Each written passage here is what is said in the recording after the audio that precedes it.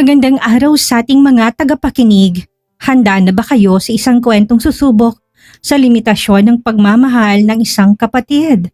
Sa part 13 ng kwento ni Rebecca, dadaling tayo sa isang napakabigat na desisyon. Wala na masasakit pa sa pakiramdam ng isang ate na nakikitang unti-unti nangihina ang kanyang murang kapatid na si Jayden. Kalahating milyon ang kailangan para sa operasyon. Halagang wala sa kamay ni Rebecca. Desperada, pikit matang kumatok siya sa huling pinto na natitira sa kanya. Kay Doc Alcarte. Pero kapalit ng buhay ng kapatid niya, isang napakalupit na kondisyon ang inihain sa kanya. Hindi lang pera, hindi lang dugo, kundi ang kanyang katawan, ang kanyang puri at ang magbuntis para sa lalaking walang ibang iniibig kung hindi ang iba. Gagamitin lang siya para magkaroon ng anak. Ang tao sa buhay nito, ano ang mas mabigat?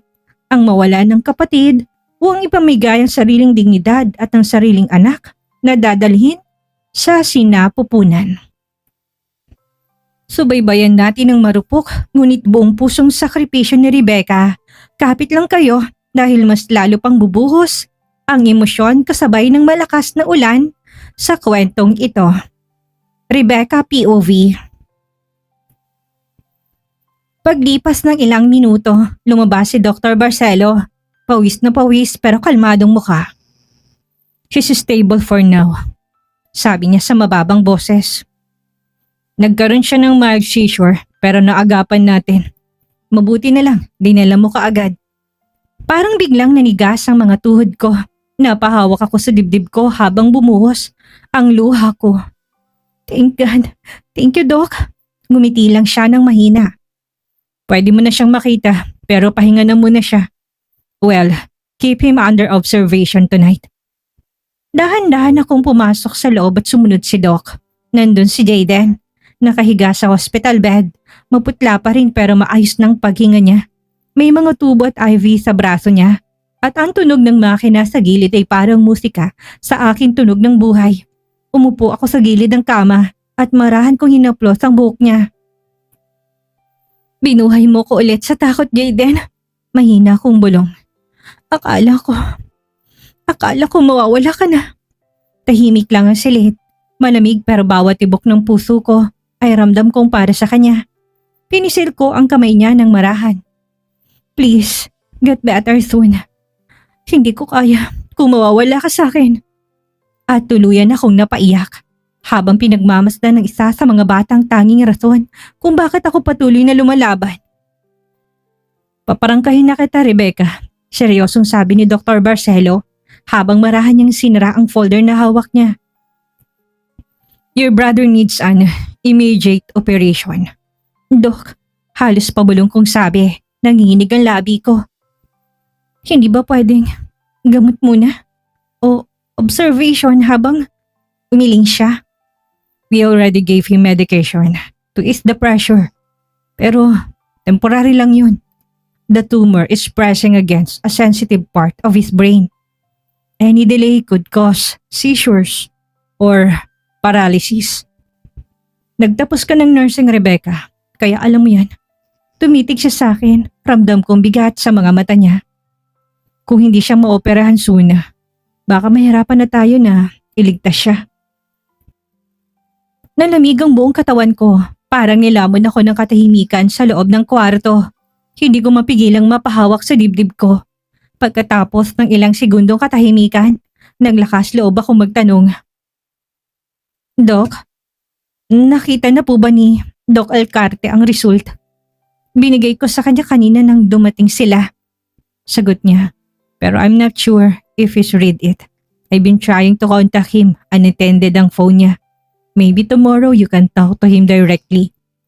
Pakiramdam ko bumigat lalong dibdib ko, so hindi talaga niya nabasa. Hindi ako pwedeng maghintay hanggang lumala ang lagay ng kapatid ko. Tumango ako kahit na gusto ko nang maiyak. "Sige po, Doc." "Thank you." Pagkaalis ni Dr. Barcelo, napaupo ako sa gilid ng kama ni Jayden. Tinititigan ko ang mukha niya, payapa pero maputla. Hinaplos ko ang buhok niya at pilit pinipigilan ng luha. "Jayden, kapit lang ha." Bulong ko at halos hindi marinig. Maghahanap ako ng paraan. Kahit saan, kahit na kanino. Promise. Hindi kita pababayaan. Ngunit habang sinasabi ko yon, ramdam kong nanginginig ang mga kamay ko. Dahil sa totoo lang, wala akong idea kung saan ako kukuha ng kalahating milyon. Ilang sandali lang dumating si Lucy. May dalang bag na tinawag ko sa kanya kanina na dalhin dito sa ospital. Pagkalapit pa lang niya sa akin, hindi ko na napigilan. Parang biglang bumigat lahat ng nararamdaman ko. Lucy, mahina kong tawag at bago ko pa makontrol ang sarili ko, tumulo na ang luha ko. Hindi ko alam kung dahil sa pagod, takot o dahil sa sobrang panghihina ko na.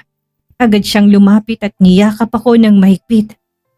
Rebecca, hey, shh, breathe, okay? Ramdam kong bahagyang panginginig ng boses niya pero pinilit niyang pinatatag ang tono. Kaya mo to, Jaden will be fine. Umiling ako habang humahagulhol. Hindi ko na alam kung ano pang gagawin ko, Lucy. Kailangan ng operasyon at sinabi ng doktor na it will cost almost $500,000. $500,000? Saan ako kukuha nun? Sandali siyang natahimik at marahan akong hinaplos sa likod bago nagsalita. Rebecca, makinig ka sa akin. Kung may pera lang ako, tutulungan kita. Lumapit ka kay Doc Alcarte. Alam ko na mahirap yan para sa'yo, pero siya lang ang option mo sa ngayon. Alam kong hindi kanya pababayaan. Tumingin ako sa kanya, nag-aalangan at hindi ko alam kung kaya ko. Lucy, kakayanin mo. Putol niya kaagad. For Jaden, kakayanin mo. Napalunok ako at pilit pinipigilan ang panibagong bugso ng iyak. Ilang sandali pa, inayos niya ang kumot ni Jaden at sinulyapan ako. I will take Joshua with me for now. May makakalaro siya sa bahay. At least, hindi siya mag-aalala dito. Huwag kang mag-alala. My auntie will take care of him. You can focus here, okay? Gusto kong tumutol pero alam kong tama siya. Hindi ko naman kayang bantayan si Jaden habang hawak si Joshua. Tumango na lang ako, mahina pero buo. Thank you, Lucy. Ngumiti siya't pilit pero may lambing. Bukas, day off ko. Ako na muna magbabantay dito. Pumunta ka na lang kay Doc at sabihin mo ng lahat. Don't think twice, Rebecca. Sometimes pride won't save us, but love might. Pagkaalis niya, bumagsak ako sa upuan sa tabi ng kama ni Jaden. Tahimik lang ang silid, tanging tunog ng makina at mahinang paghinga ng kapatid ko ang maririnig. Hawak ko ang kamay niya, malamig at mahina. You will be okay? Ate here? Bulungkot bago, kahit na ang boses ko halos wala na ring lakas. Ilang sandali lang na pumikit ako, hindi para magpahinga, kundi para magdasal.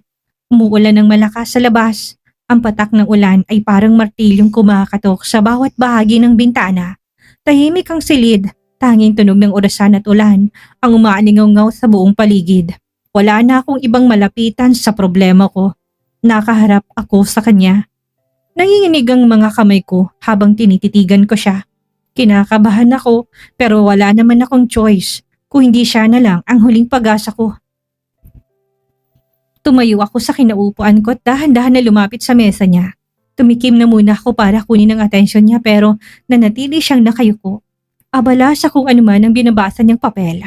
Ilang segundo pa ako naghintay bago ako nagsalita pero hindi pa rin siya tumitingin.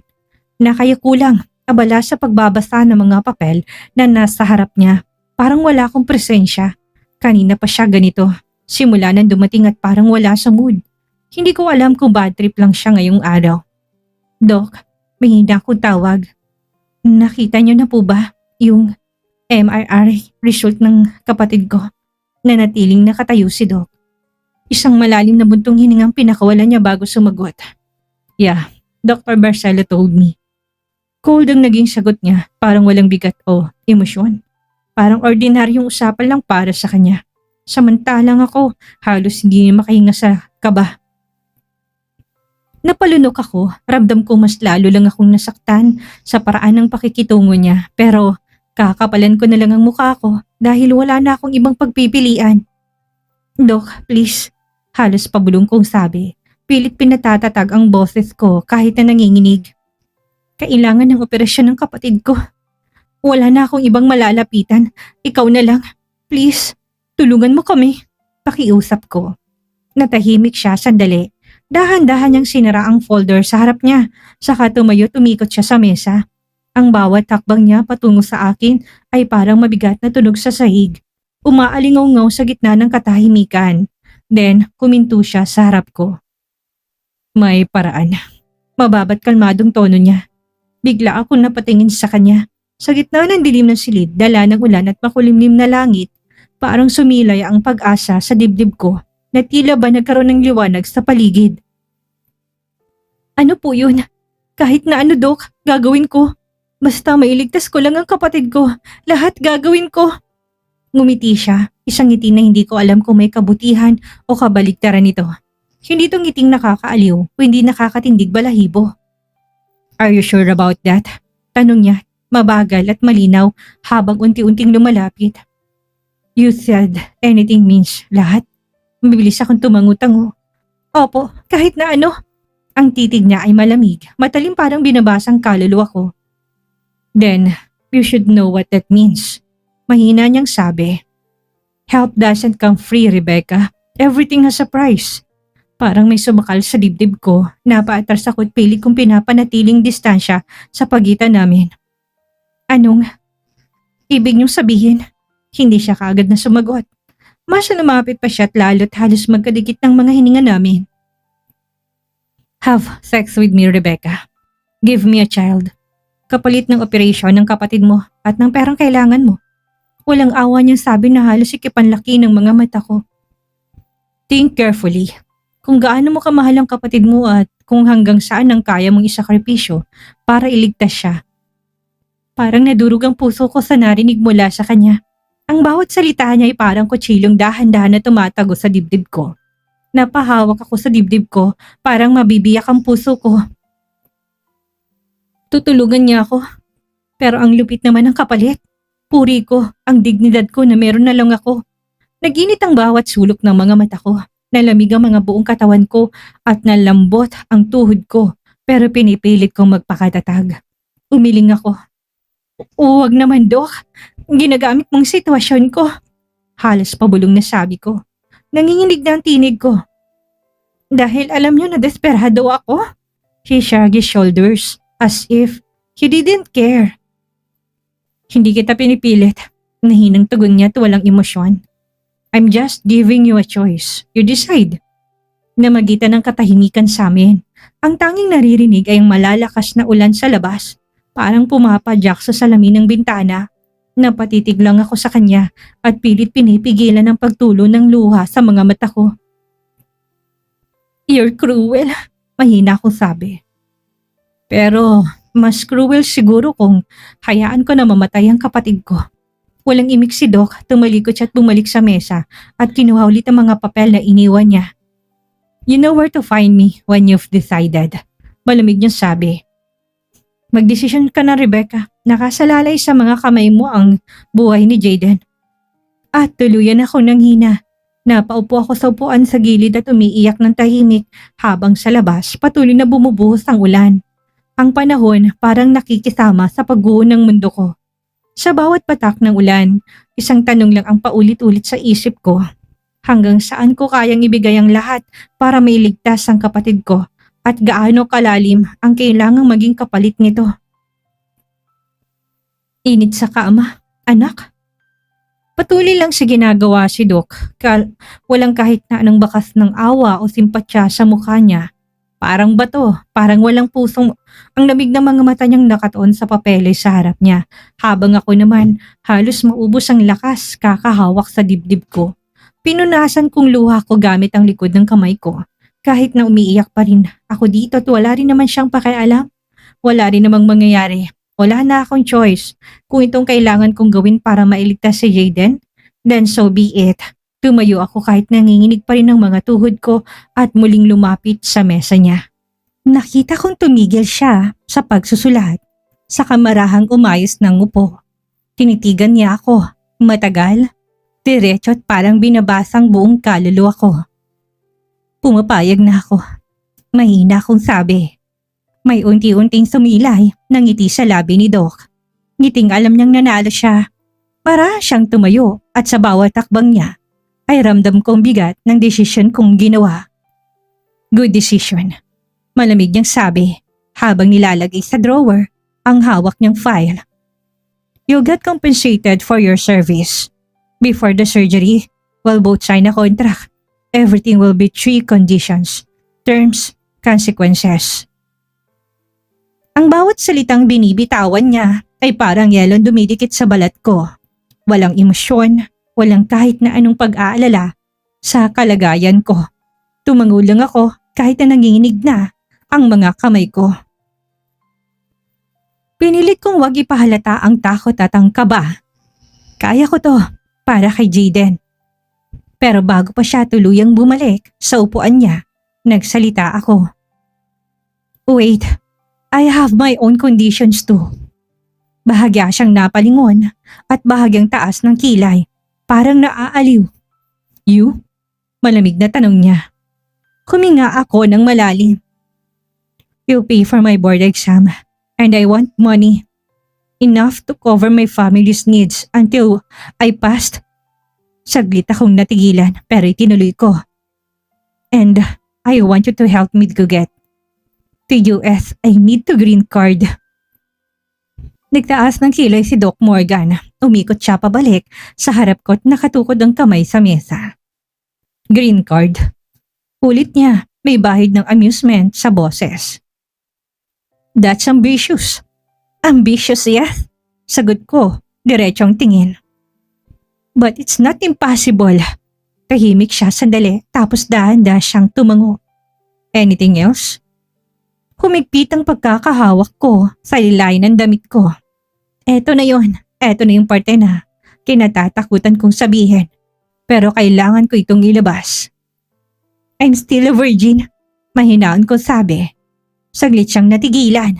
Nakita ko kung paano nagbago ang ekspresyon niya mula sa pagkagulat. May bahid ng kasiyahan sa mga mata pero kagad yung nawala. Bumalik ang malamig niyang anyo. Parang walang narinig. And so, sarkastiko niyang tanong. You're selling your virginity too? How pathetic you are, Rebecca. Pinilit kong tumingin ng diretso sa kanya kahit na kumakabog ng dibdib ko. I made a promise to myself na ibibigay ko lang yon sa lalaking pakakasalan ko. I want you to marry me. Sandali siyang natahimik pero pagkatapos ay hilaw na natawa. Mababa at mapanlin lang. You're serious? Yes, sagot ko at mahina pero buo ang boses. Huminto siya sa pagtawa. Ang titig niya ngayon ay parang matalim na kutsilyong humihiwa sa balat. Ang kapal din ng mukha mo. You're the one asking for help and now you're setting impossible conditions? Hindi imposible kung gugustuhin mo. Sagot ko kaagad. Kahit na nanginginig na ang mga tuhod ko. Lumapit siya sa akin at masyadong malapit.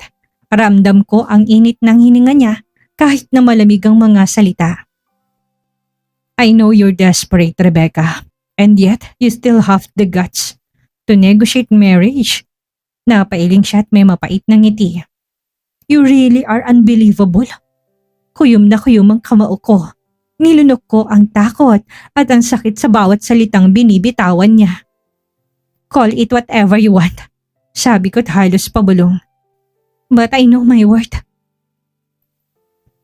Sandali siyang tumitig ulit at tila sinusukat hanggang sanang kaya kong panindigan. Pagkatapos tumalikod siya. Think about it carefully. Malamig niyang wika. Once you sign that contract, there's no turning back.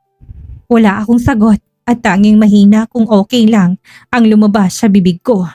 Parang kay Jayden, kakayanin kong lahat. Kahit ang ibentang sarili kong kalayaan sa lalaking walang puso.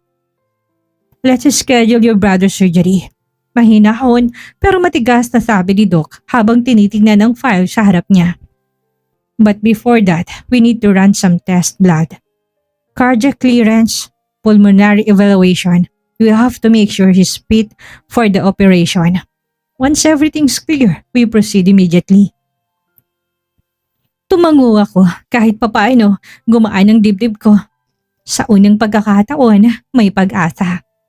He'll finally be treated kahit na gaano kalaki ang kapalit at kahit na gaano kabigat ang mga kondisyon ni Doc. Sapat na para sa akin na mabuhay si Jayden. Isang malalim na buntong hininga ang pinakawalan ko. Para bang unti-unting lumuluwag ang dibdib kong ilang araw na ring binabayo ng kaba at takot. Thank you, mahina akong sabi. Hindi siya tumugon, tahimik niyang inayos ang mga papeles at niligpit ang mga to sa folder. Ang mga kilos niya, kalkulado, parang wala lang sa kanya ang bigat ng bawat salitang binitawan. Pagkatapos ay nagsalita siya, kalmado pero parang kutsilyong bawat salitang tumatama. After you give birth, Anya, hindi man lang ako tinitignan. We'll have the marriage annulled, even if you're not worth the trouble. The marriage. Napako ako sa kinatatayuan ko, parang may malamig na tubig na ibinuhos sa buong katawan ko. Not worth it. Ang sakit, pero hindi na ako nagulat. Ganito naman siya mula pa nung nagkakilala kami. Cold, detached, walang puso. Bago pa ako makasagot, nag-ring ang cellphone niya. Agad niya itong sinagot at nakita ko siyang ngumiti. Isang ngiti na gusto kong makita sa kanya, pero hindi para sa akin. Yes, sweetheart. Masigla niyang sagot. Yes, I found a solution. Tumalikod ako. Hindi ko na kayang pakinggan pa at tumakbang ako patungo sa banyo. Pero kahit na nakatalikod ako, malinaw ko pa rin naririnig ang boses niya. Puno ng sigla at puno ng pag-asa. She's doing all of this for her? Hindi ko na kailangan magtanong pa. Alam ko ng totoo. Bubuntisin niya ako para ibigay kay Candice ang bata. Parang biglang nanikip ang dibdib ko. Nakaramdam ako ng isang matalim na kirot at hindi lang sa puso, kundi pati sa kaluluwa. Gagamitin lang ako, ang anak ko. Hindi ko malang mararamdaman sa mga braso ko. Pinilit kong lunukin ang luha na gustong kumawala. Kailangan kong maging matatag. Wala akong karapatang manghina.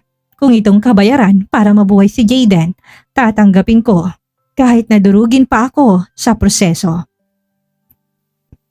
Pero habang pinapakinggan ko ang masayang boses ni Doc Jovan, habang kausap si Candice, hindi ko maiwasang tanungin ang sarili ko. Kaya ko ba to? Kasi sa bawat araw na lumilipas, parang unti-unti ko nakikita kung gaano kasakit magmahal sa maling tao, lalo na kung alam mo na hindi ka niya kailanman minahal. Pagkaalis ni Doc Jovan, tahimik lang akong nakatayo sa loob ng klinik. Parang naiwan doon ang lahat ng lakas ko. Sandali akong napapikit sa kadahan-dahang huminga. Kailangan kong bumangon, kailangan kong kumilos. Niligpit ko ang mga naiwang papel sa mesa. Inayos sa mga gamit at nilinis ang paligid. Pinilit kong maging abala para lang hindi ko maramdaman ang bigat na mga nangyari. Nang matapos ako, sinukbit ko ang bag ko at lumabas ng klinik. Tahimik ang hallway. Bawat yapak ko ay mabigat, parang sinasakal ng konsensya at takot. Pero wala na akong oras para manghina. Ang mahalaga lang ngayon, mailigtas si Jayden. Pagdating ko sa kwarto niya, naabutan ko si Lucy na nakaupo sa gilid ng kama. Tulog lang ng tulog, sabi niya, mahina pero may halong pagod. I smiled faintly kahit naramdam kong nanginginig ang labi ko. Lumapit ako sa kama at marahang umupo sa tabi ni Jayden. Pumayat na siya, ang putla ng balat at ang halos wala ng kulay. Parang bawat hininga niya, binibilang ng oras. Hinawakan ko ang kamay niya at malamig at mahina. Dahan-dahan kong hinaplos ang likod ng palad niya. Parang gusto kong ipasang lakas na wala na rin ako. Jayden, mahina kong sabi. You're having the surgery soon. Ate took care of it, okay? Tumulong luha ko kahit na pinipigilan ko. Lahat gagawin ni ate. Mapahaba lang ang buhay mo. Napahigpit ang hawak ko sa kamay niya. Mahal na mahal ko kayo ni Joshua. Tuloy-tuloy kong bulong habang sumisikip ang dibdib ko. Kaya please, huwag mong bibitawan. Hindi pa tayo pwedeng sumuko. Makakasama pa natin si Joanne. Patuloy kong sabi habang walang tigil sa panginginig ang aking labi. Ramdam kong lumapit si Lucy, marahang tinapik ang balikat ko. Rebecca, pero hindi ko na napigilan. Naghahalo ng hikbi at ang pagiyak at bumigay ako, humagulhol sa tabi ng kama habang nakasubsob sa kamay ng kapatid ko. Sa isip ko, bumalik ang mga alaala ni na mama at papa, ang mga ngiti nila, ang huling pangako ko sa harap ng mga kabaong nila. Hindi ko kayo pababayaan, pangako ko noon. Pero ngayon, parang unti-unti ako nababasag. Niyakap ako ni Lucy habang walang tigil ang mga luha ko. Ilang minuto pa ang lumipas bago bubukas ang pinto. Dali-dali kong pinunasan ang mga luha ko.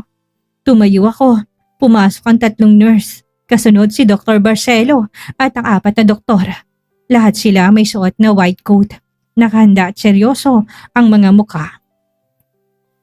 Good evening, bati ni Dr. Barcelo. May hinahon pero may urgency ang tono. We're the surgical team assigned to your brother's case. Isa-isang nagpakilala ang mga kasama niya. This is Dr. Hernandez, our pediatric surgeon.